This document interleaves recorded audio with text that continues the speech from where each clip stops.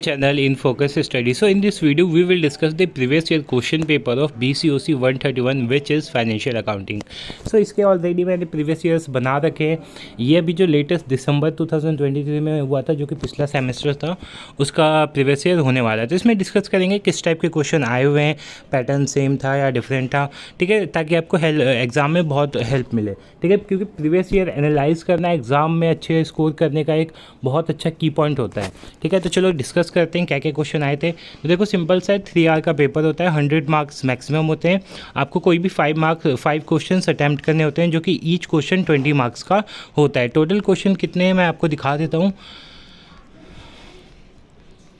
ठीक है. 8 क्वेश्चन है तो आपको 3 क्वेश्चन स्किप करने का चांस मिलता है जो कि बहुत अच्छा है, ठीक है, जनरली होता नहीं है पेपर्स में. सो जो पहला क्वेश्चन है वो 10 मार्क्स के 2 क्वेश्चन इंक्लूड है इसमें. पहला पूछा है state the objective and significance of setting accounting standard. मतलब क्या हुआ इसका कि जो अकाउंटिंग, मान लो जो अकाउंटिंग होती है तो आप देखोगे कि इंडिया में जो अकाउंटिंग होती है, यूएसए में जो अकाउंटिंग होती है, उन सब का स्टैंडर्ड सेम होता है. माइनर डिफरेंस होते हैं वो अलग चीज़ है, बट स्टैंडर्ड सेम होने का क्या रीज़न है, क्यों होना चाहिए, मतलब अकाउंटिंग स्टैंडर्ड जो होता है उसका क्या ऑब्जेक्टिव है और क्यों ये एक सिग्निफिकेंट पॉइंट होता है. क्योंकि देखो ऑब्वियस बात है अगर अकाउंटिंग स्टैंडर्ड अलग अलग होंगे तो ये एक मेजर इशू हो सकता है. क्योंकि अकाउंटिंग स्टैंडर्ड का मतलब है कि एक जगह जब हम बिलिंग कर रहे हैं, कुछ भी कर रहे हैं, तो उसमें चेंजेस आएंगे क्योंकि वो अपने अपने रूल्स यूज़ करेंगे, ठीक है. इसलिए अकाउंटिंग स्टैंडर्ड क्या किया जाता है, सेम बनाया जाता है. तो इसके ऑब्जेक्टिव आप अच्छे से लिख सकते हैं. बाकी अगर आपको इन सब क्वेश्चंस के आंसर्स और नोट्स चाहिए तो आप हमारे टेलीग्राम या व्हाट्सएप ग्रुप पे ज्वाइन करके बाय कर सकते हैं. मैंने इसके अच्छे खासे नोट्स बना रखे हैं जिसमें न्यूमेरिकल भी इंक्लूड है, ठीक है. तो नेक्स्ट क्वेश्चन है explain the steps involve in accounting process. जो अकाउंटिंग प्रोसेस होता है उसके अंदर क्या क्या स्टेप्स होते हैं, लाइक क्लासिफिकेशन करते हैं, मेजरमेंट करते हैं, तो ये सब इसमें लिखना था. नेक्स्ट है what are the different categories in which accounting transaction can be classified. इसमें मतलब क्या क्या किन किन हम कैटेगरीज में अकाउंटिंग स्टैंडर्ड को क्लासीफाई कर सकते हैं. जैसे एसेट्स हो जाता है, आपका एक्सपेंस हो जाता है, तो ये सारे आपको बताने थे. Also explain the debit and credit rule in this regard. Debit और क्रेडिट रूल क्या होता है आपको पता होगा, आपने 11th में तो 11th-12th में अकाउंटिंग में पढ़ा होगा डेबिट क्रेडिट रूल के बारे में. फिर इनकी रेक्टिफिकेशन एंट्री करनी थी जिसमें पहला क्वेश्चन था 200 withdrawn by proprietor for his personal use has been debited to trade expense account.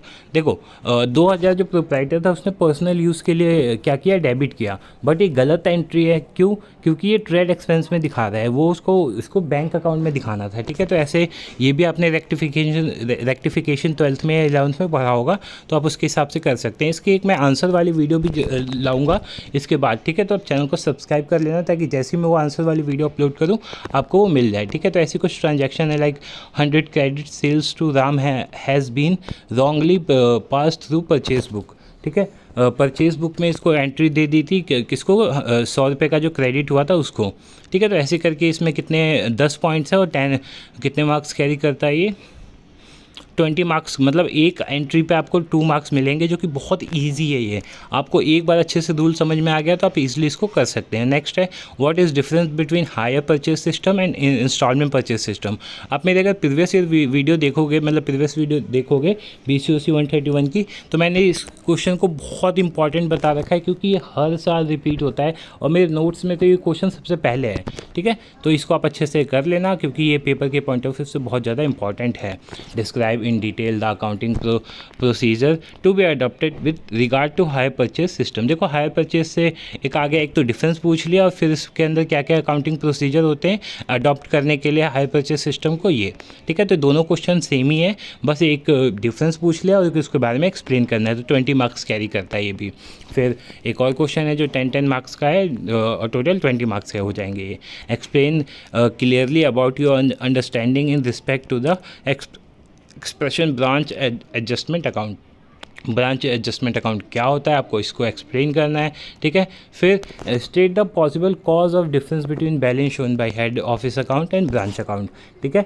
जो ब्रांच अकाउंट होता है और हेड ऑफिस अकाउंट होता है उसमें किन किन रीजंस की वजह से डिफरेंस आते हैं वो आपको डिफरेंसेस बताने हैं.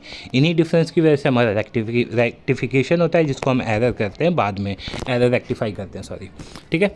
6 क्वेश्चन है following is a trial balance of SH Man Mohan, you are required to prepare trading and profit and loss account. तो एक न्यूमेरिकल क्वेश्चन इससे भी आता है, कई बार आया हुआ है कि आपको क्या बनाना है, ट्रेडिंग अकाउंट बनाना है, प्रॉफिट एंड लॉस अकाउंट बनाना है। ये 12th के सिलेबस में था, तो आपको आता होगा। नहीं भी आता तो मैं इसको बता दूंगा कैसे सॉल्व करना है अपनी आगे की वीडियोस में। इसके लिए आप चैनल ज़रूर सब्सक्राइब कर लेना, ठीक है। एडजस्टमेंट भी दे रखे हैं दो यहाँ पे, सॉरी दो नहीं 5 एडजस्टमेंट दे रखे हैं, ठीक है। तो ये भी क्वेश्चन 20 मार्क्स कैरी करता है।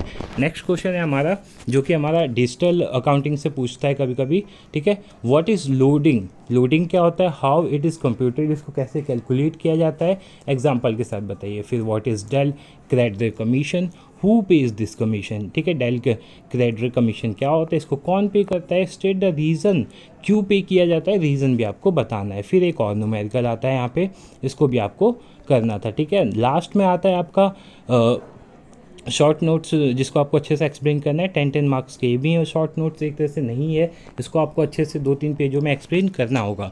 कंप्यूटराइज अकाउंटिंग क्या होता है, तो देखो इसमें बस कंप्यूटराइज अकाउंटिंग के बारे में नहीं, उसके डीमेरिट, मेरिट, उसके फीचर्स, ठीक है, ये आप बताओगे तब आपको 10 नंबर मिलेंगे। वैसे ही इग्नू में मार्किंग स्कीम बहुत गंदी होती है, तो आपको अच्छे से लिखना होगा चीज़ों को।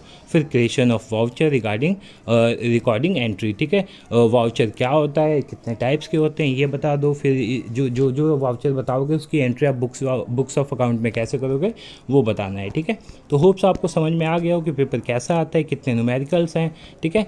मिलते हैं अपने नेक्स्ट वीडियो में। Thank you so much for watching this video.